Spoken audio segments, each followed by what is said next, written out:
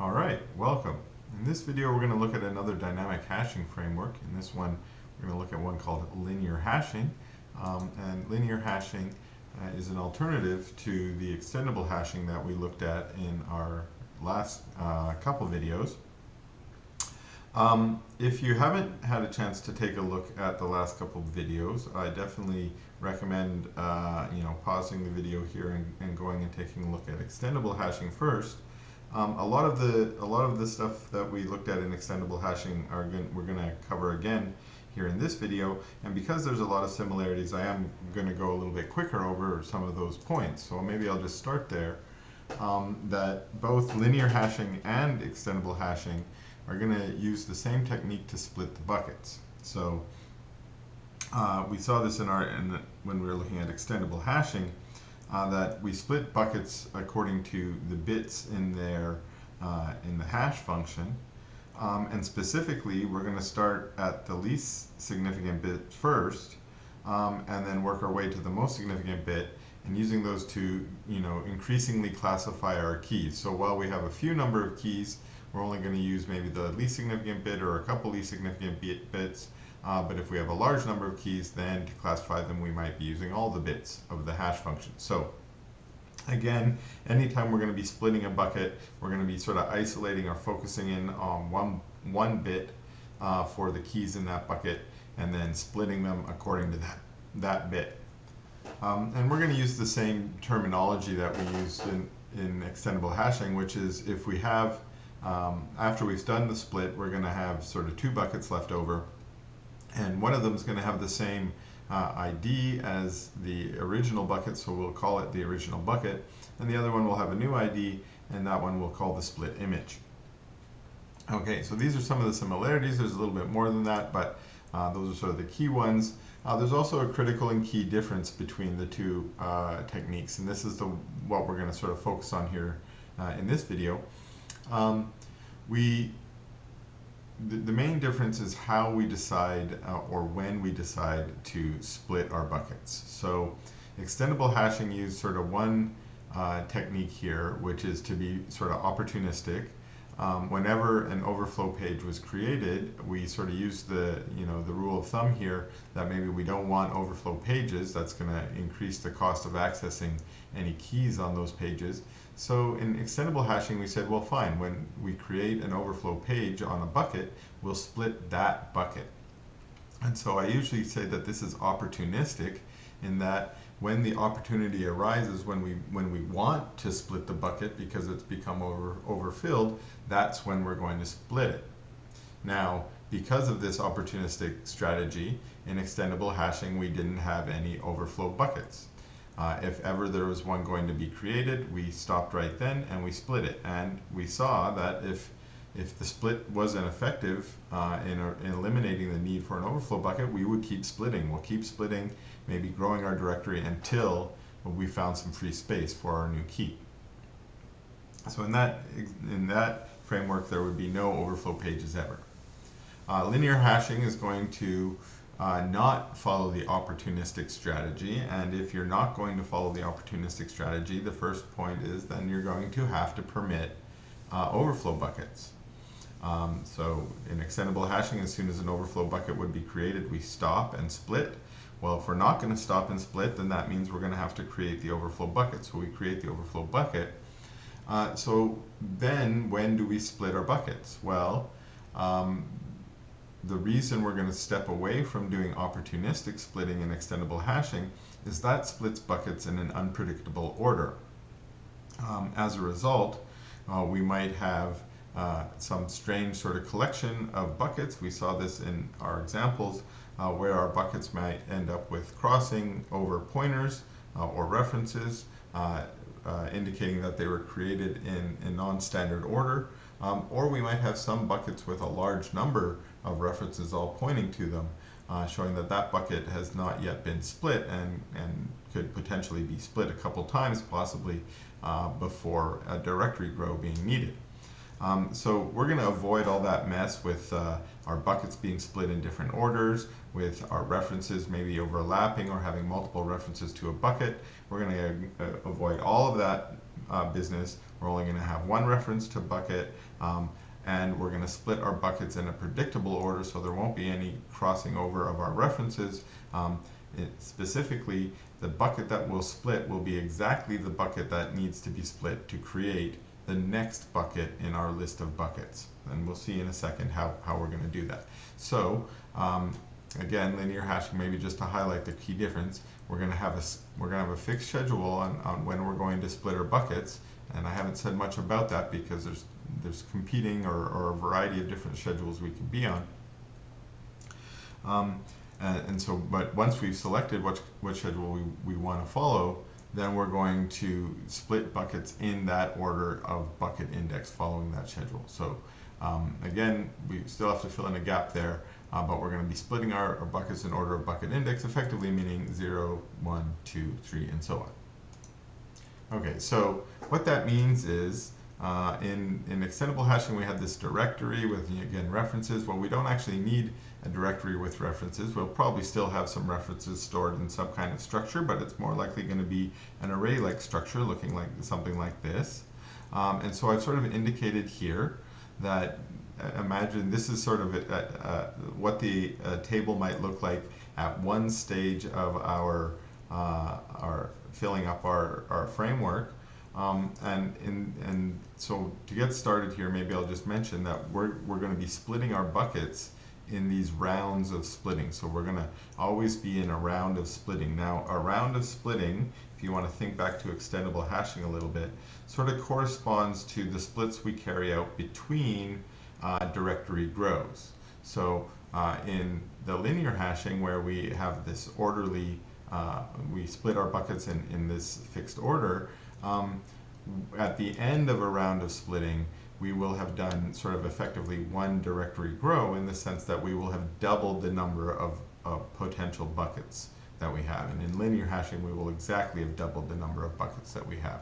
So let's take a closer look at some of these rounds. So we're going to, again, be in round I. I'm going to often talk about what round we're in. So say we're in round I. The first round will be in round 0. Okay. So when we begin round I, we start off with 2 to the I buckets. So in round 0, that's only one bucket. Okay. But I've got this indication here in my sort of diagram here that this could indicate any I. Of course, if this was I0, then this would only have one bucket here. But let's imagine a larger I, so this makes a little bit of sense. Then we would have 2 to the I buckets, and I've just got them labeled simply from 0 to 2 to the I minus 1 for simplicity.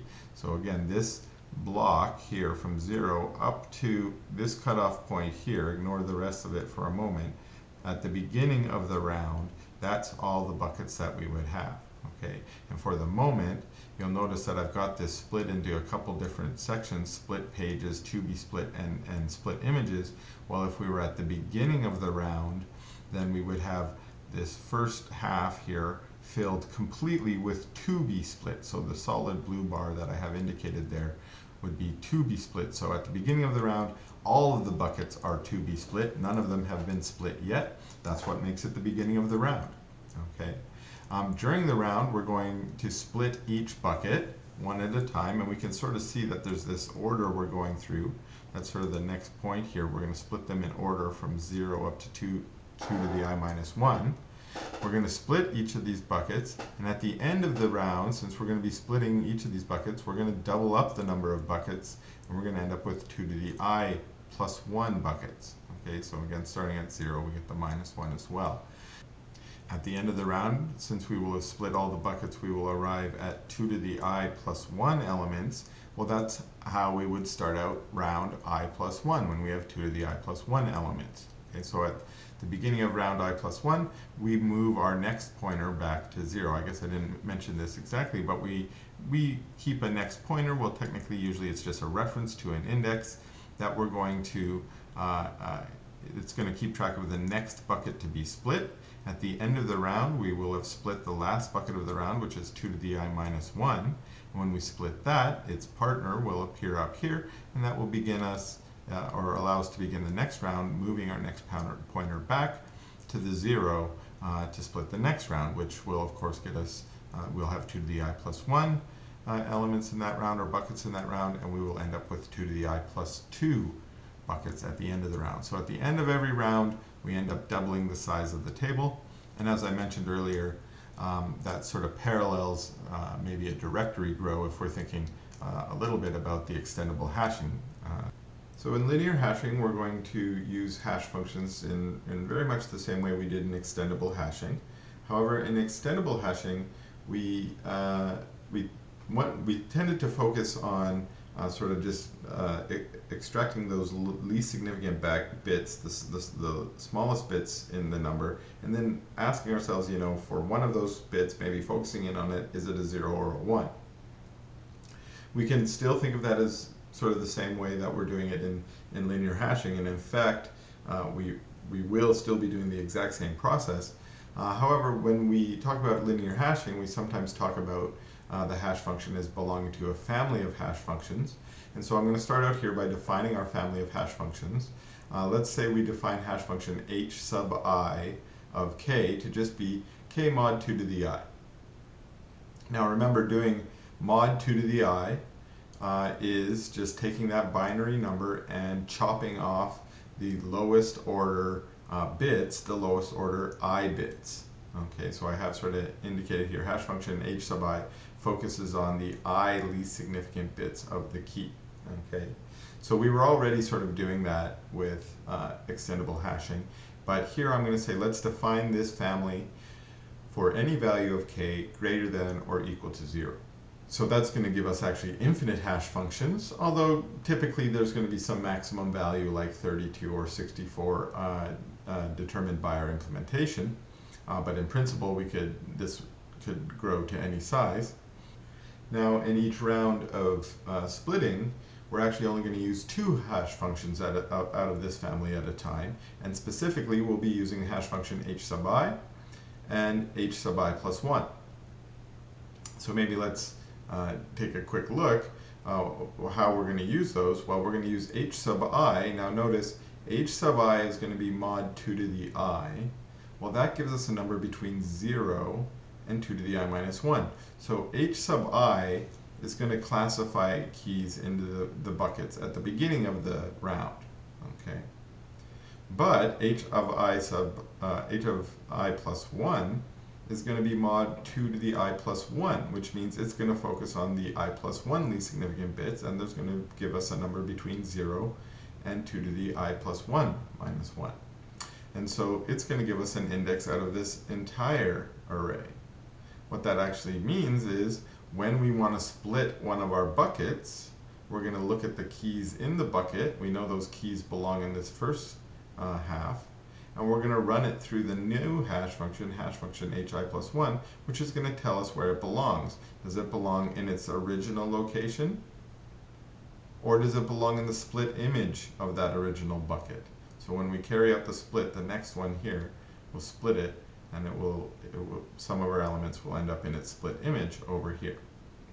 All right, so what this means is when we're doing a search for an element, or we're doing, well, remember, doing a search is the first step in doing an add or a delete as well. So if we're doing a search for one of our elements, maybe as a precursor to some other operation, we have to use both our hash functions, and we have to sort of do it in a logical way. So let's see if we can reason through and see if this makes sense. So the first thing we're going to do when we've got a key, so again, imagine we're at this stage, we're at some point where we split some of our buckets but not all of them. Now, if we start out, we only use hi of k, that's going to give me an index in the first half.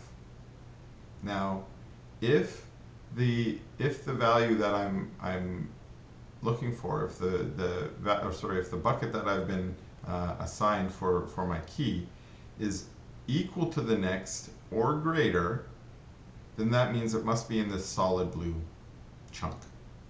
And if it's in the solid blue chunk, then that means that bucket is to be split, meaning it hasn't been split yet in this round. Critically, what it means is it does not have a split image. There's no bucket over here in this sort of highlighted area. It will have a split image in that bucket after we do the split, but it has not yet been split, so it has no image over there. What that means is we can trust this hash function I, since there is no bucket over there, our element, our key, must be in this bucket in the solid blue, or it doesn't exist, because again, there's no bucket over here for it to be in. However, consider the possibility that now our H key, so this was the first one, if it was greater than or equal to, it's in this solid. Otherwise, it will be less than, which means the key that it gives us is down here. Now what that means is the key that we've run through, hash function I, has told us our bucket is here, but we've already split that bucket, which means some of the keys that belong in that bucket have been placed over here. And the only way we know if they should be placed over here is by running that key through our new hash function, hi plus 1. Now, that new hash function might still tell us to place it over here. That's fine. If it does, we will. Otherwise, it will tell us to put it in the split image, and if it does, we will place it over there. So again, when searching for the key, if it puts us into a bucket that hasn't been split, we know it has no split image, so we can trust our original hash function. However, if it places us into a bucket that has been split, we can't trust it, and we must double check with our new hash function. Again, it might still put us in the same bucket, but it might tell us to go into the split image instead. So this is a critical, and this becomes really important as our hash table gets larger and more of our buckets end up being already split, and less of our buckets remain to be split. All right, so again, the part that I haven't actually spoken too much about is the schedule under which we're going to split our buckets. Now I mentioned it's fixed, but ahead of time we have to decide what it's going to be, but it depends a little bit on the implementation. So let's take a look at a possible schedules that we might consider. The first one is actually the most common, is that whenever an overflow page is created, then we will split a bucket. Now the important thing here is this sounds like it's extendable hashing, but the difference between extendable hashing is in extendable hashing, when an overflow page is created, we split that bucket, the bucket that has the overflow page on it. But in linear hashing, following the schedule means when an overflow page is created, we split a bucket, the bucket with the next pointer, but that might not be the bucket that we created the overflow page on. So this is an important difference, but it has a key similarity to extendable hashing in this way. Okay, and indeed this is this is going to be the schedule that we're going to use in our examples, just because it's the most common and it's fairly obvious why we might want to use it. However, we could imagine different schedules. The different schedules are either going to split pages more aggressively or less aggressively. The first two, or sorry, I guess the second two here, adding a key to an overflow page is a little bit more aggressive than just this first one. The first one says whenever an overflow page is created, we'll split it. Well, if we add another key to the overflow page, that's not creating a new overflow page, so that wouldn't cause another split. So this new schedule here says be more aggressive. Whenever you create an overflow page, you will split, but also whenever you add keys to overflow pages, you will split. This is more aggressive, hopefully going to eliminate some of those overflow pages. Whenever a page reaches half full, that's creating a split before we need to. So that's a little bit more aggressive too. Okay. The last one I have here is less aggressive. It says only when the overflow page reaches half full. So when the overflow page is created, we don't split. But when an overflow page reaches half full, then we will split. So that's less aggressive. So we can, again, this is just a sort of an ad hoc decision that we can decide ahead of time when using our hash table which one we think we might want to use. Well, do you want to have, it really depends on, you know, how many overflow pages you want to permit in your framework. Do you really want there to be 0? Then you might want to be a little bit more aggressive. Or if you don't mind if there's, say, 2 overflow pages, then might as well be a little bit less aggressive. Okay, so as I think I mentioned, the most common one is the first one. And we're going to use this one in our examples. Now, the reason why it's the most common is it follows the same sort of intuition or logic that our extendable hashing framework did, which is when we create an overflow page, we kind of want to eliminate it, and splitting a bucket has the potential to eliminate an overflow page. Okay, and so this schedule sort of aims to eliminate one page for every one that's created. That sort of gives you a net +1 -1, which means that the expected number of overflow pages per bucket should be 0. Okay. Now, in practice, with the expected number of overflow pages being 0, meaning that we should have a very small number of overflow pages. We'll probably still not have 0. There's probably going to be some, but it's a small number, and usually, again, by the end of round of splitting, we expect that we've probably eliminated one bucket, or sorry, one overflow page for every one that was created. So hopefully, at the end of the round, we're back to a state where we have no overflow pages. All right, so I do want to do an example, and I think for linear hashing, it makes sense to do an example where we kind of start with an empty table and sort of slowly fill it with some values. So that's what I'm going to do here. And we're going to use a very similar set of examples to what we just did for extendable hashing, in the sense that we're going to pull our data, our keys, from the range 0 to 255. This is going to assume that we've already hashed our data in some way. So if we had something other than an integer key, we've already turned it into an integer, and for that matter, truncated it into this range.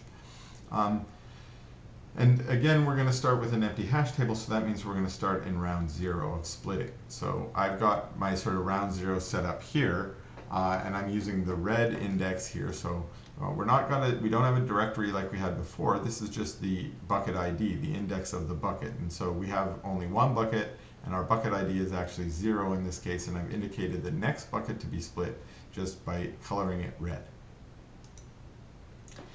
So as I mentioned, we're going to begin in round 0.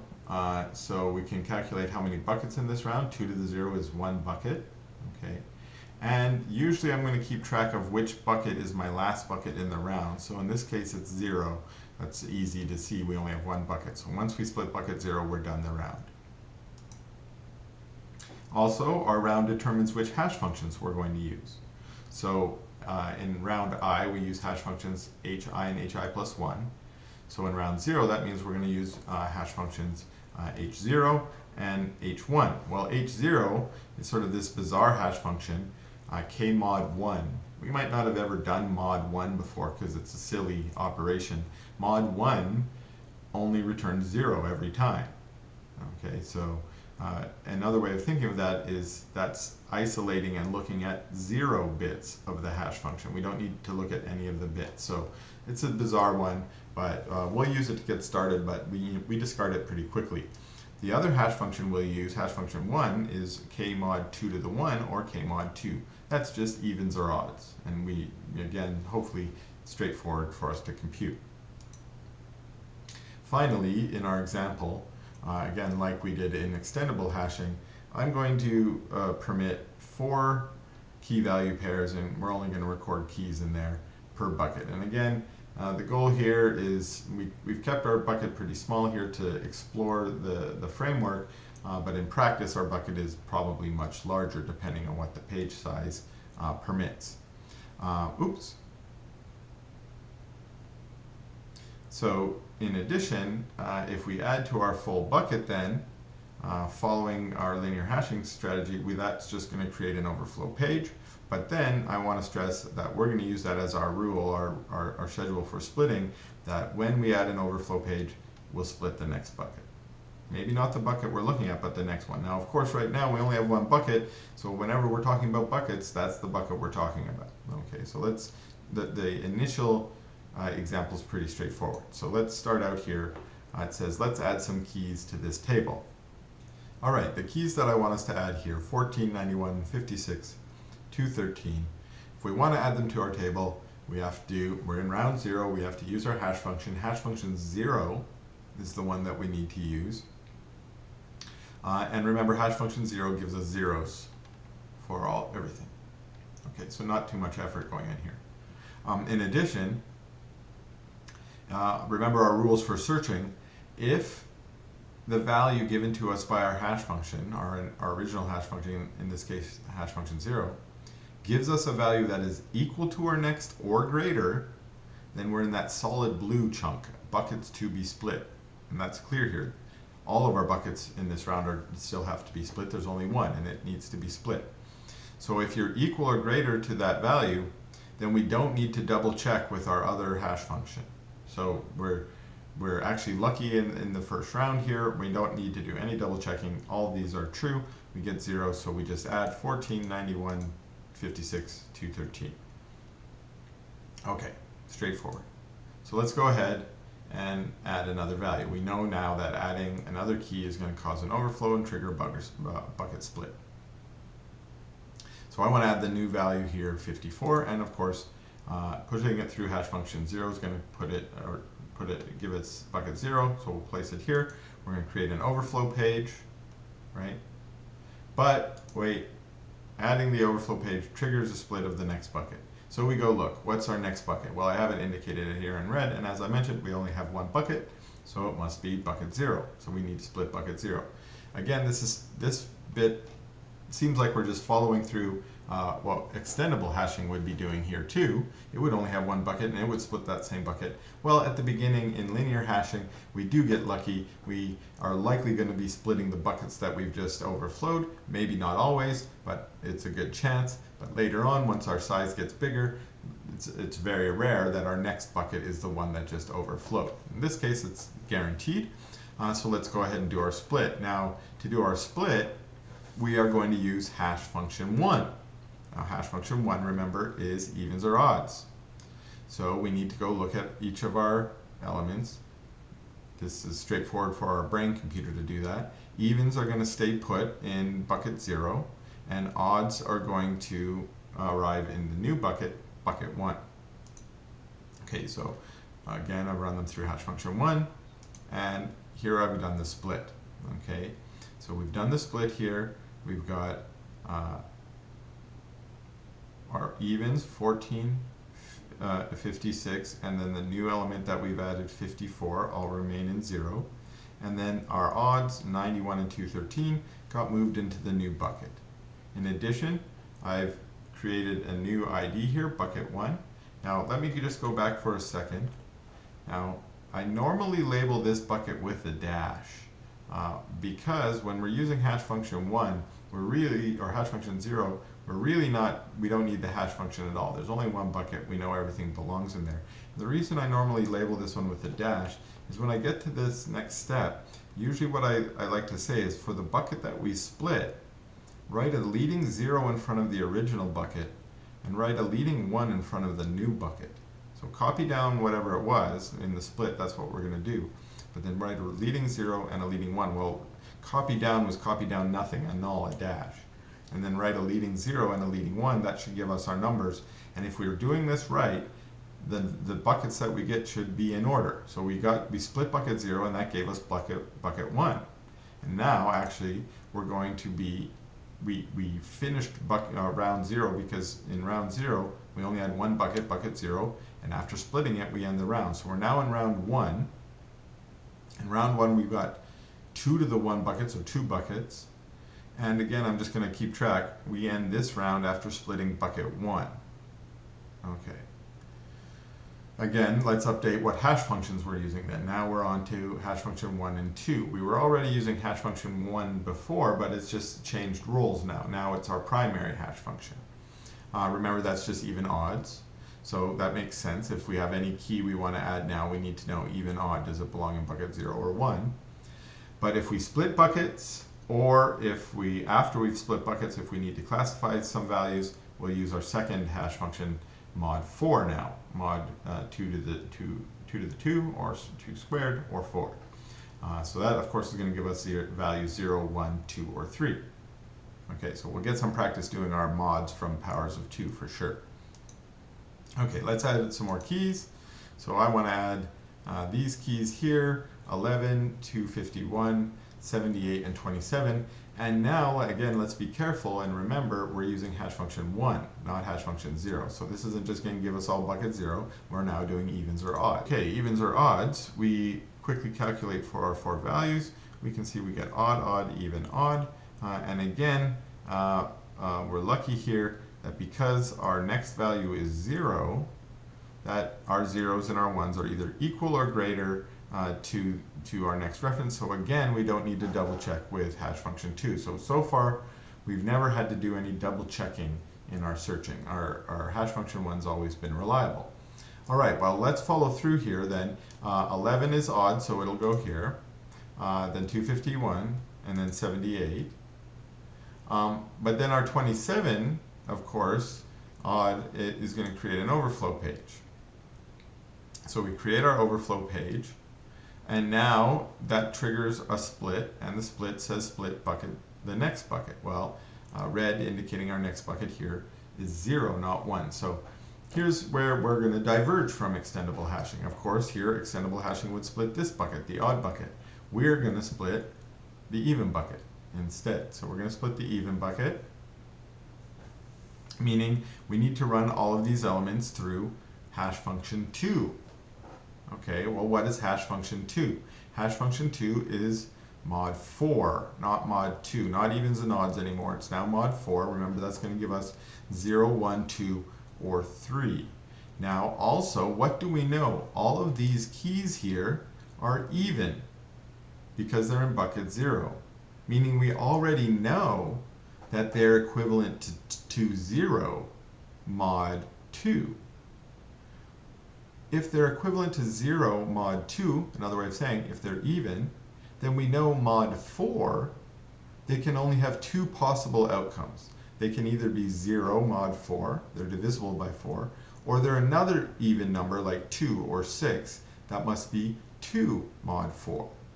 Okay, so we know that all of these values here could only possibly, when we run them through our new hash function, give us a 0, meaning remain in the bucket where they are, or give us a 2. 14, for instance, mod 4 is a 2. So let's go through each one and check. 14 mod 4 is a 2. 56 mod 4, if you're careful, that's 0. 54, if we don't want to calculate it, we notice it's 2 off from 56, so it must be 2. Okay, and 78, well, it's 2 off from 80, so it must be 2 as well. Okay, so we actually had we had 3 2s and 1 0 in our split. Okay, I've actually got them written in binary here because that's going to make it easier for us to isolate these bits. They all agreed on 1 bit already. That's why they were all in bucket 0. Now we're going to split them based on their next bit. Okay, so we do the split. Our 56, which was 0 0, remains there. The other 3 got moved down into this new bucket, bucket 2. Now notice, I'm doing this thing again where I said copy it down, the 0, put a leading 0 here and put a leading 1 in front of the split image. So we've copied it down. I put a leading 0 here, a leading 1 here. So this one we can still read as 0 0. This one is 1 0 or 2. So 0 or 2. And again, reading them off in binary, 0, 1, 2. Now notice I haven't put a leading anything in front of this one because this bucket still needs to be split. Okay, I use this notation when I'm doing this by hand. Maybe I don't have color to indicate next, to indicate that this is the next bucket. By having less bits written there, it is the next bucket to be split. Okay, so we split that one. That's the other thing that's important here. We're continuing in round 1 after that split, so we increment our next. However, bucket 1 is the last bucket we're going to split in this round. And we can also see that because this one is already an image. It already has 2 bits on it.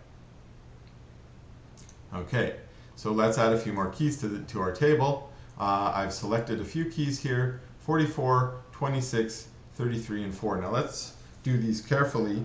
We're still in round 1, so that means we're going to use hash function 1, which is evens or odds. So we're going to put 44 through that. It's going to say even. Now here's where we need to be careful. Even is 0. 0 is less than our next reference, which is 1.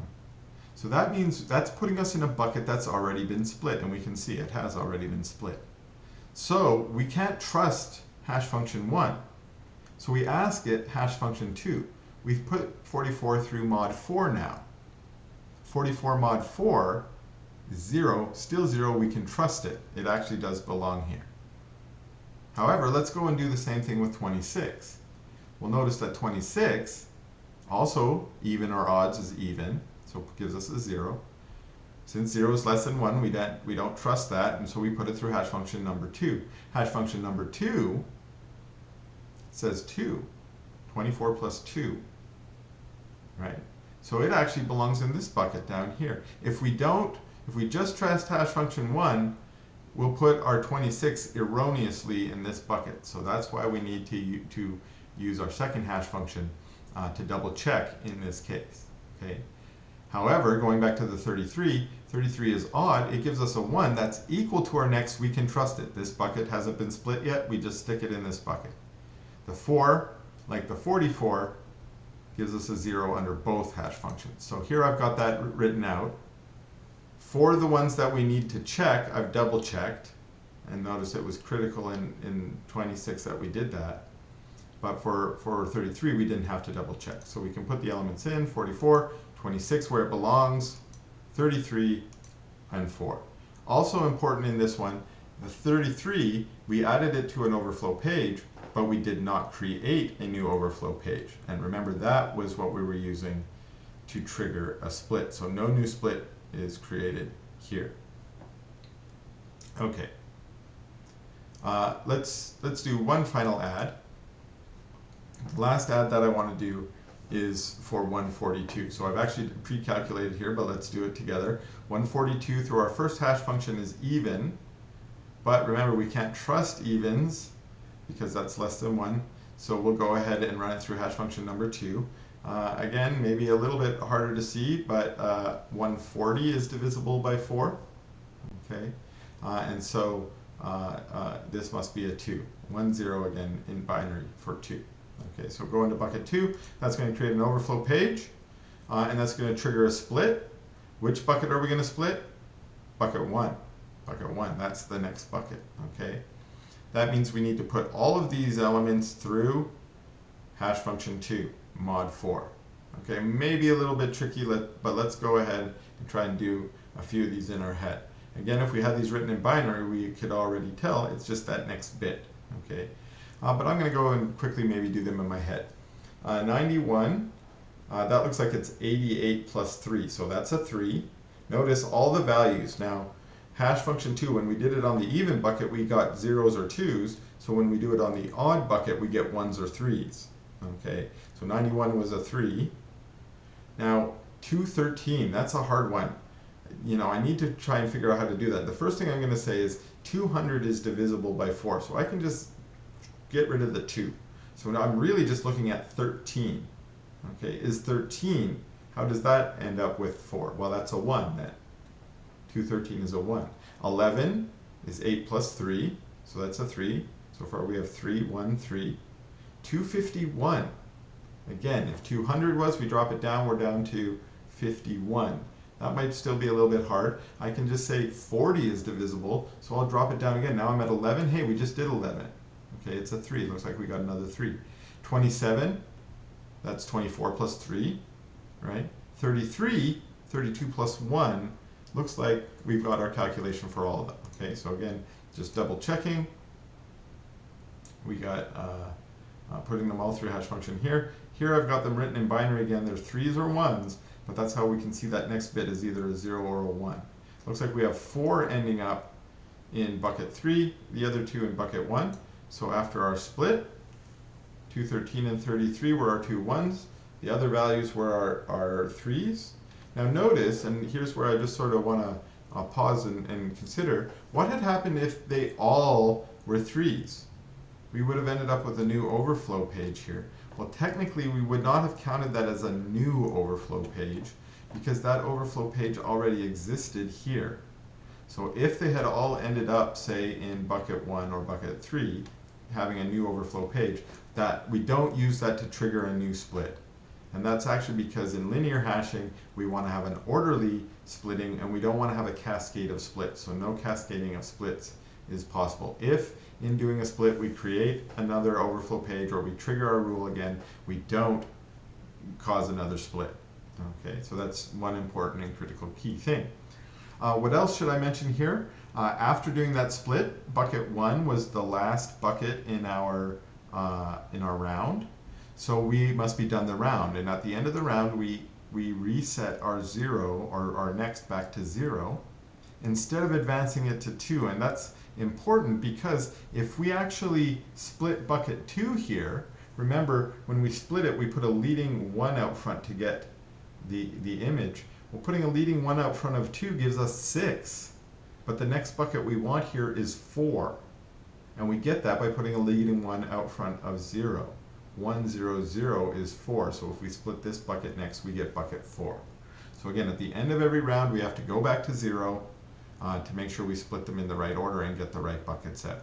So a common error is to, at the end of a round, sort of keep advancing on, and you're going to get things all mucked up and messed up after. You're going to get a bucket that doesn't belong, and hopefully that will be a signal to you that you've done it incorrectly. Okay, so this video I did want to just introduce linear hashing, very similar to the extendable hashing framework we've already taken a peek at. So if some of the steps went a bit quick, go back and look at that video. There is a few comments I do want to make to finish. One is with regards to deleting, and I made this comment with respect to extendable hashing and B-trees for that matter, that since we use these data structures for often large databases that tend to grow and not shrink, we really don't focus on the opposite of these operations, the shrinking part, when we delete. And that's going to be really true in linear hashing. Because if you've selected linear hashing, it's because you want this sort of orderly growth. You're not too worried about being opportunistic about overflow pages. You're more concerned about just growing step by step in a fixed order, hoping that the cost of that growth is just hidden, sort of amortized under all your other operations, in the same way that we saw that with simple array lists in an earlier video. So because of that, you're really focused on this slow growth. There's no point in reversing that growth and shrinking if you're going to be just orderly sort of growing up again after that. So really in linear hashing, we do no shrinking operations. If deletes happen, we just delete. If you want your table to really be sensitive to shrinking as well, maybe use B-trees, or maybe use the extendable hashing that we looked at last time instead. Linear hashing is focusing mostly on growth. Okay, so that was the main thing I wanted to comment on. The other thing I wanted to comment on was just how does using the linear hashing framework impact the runtime of our operations? Well, just a few comments here. The real only impact is how many overflow pages we have, because each page itself only has a constant number of entries. So we usually say accessing that page takes a constant amount of time. So what's important is how many overflow pages are we going to have, and again, using linear hashing with a reasonable hash function and with a reasonable schedule for splitting, you can guarantee that the number of overflow pages you have is the expected number, at least, is below a constant. So again, with reasonable hashing assumptions, our linear hashing does provide that constant time access as we would expect.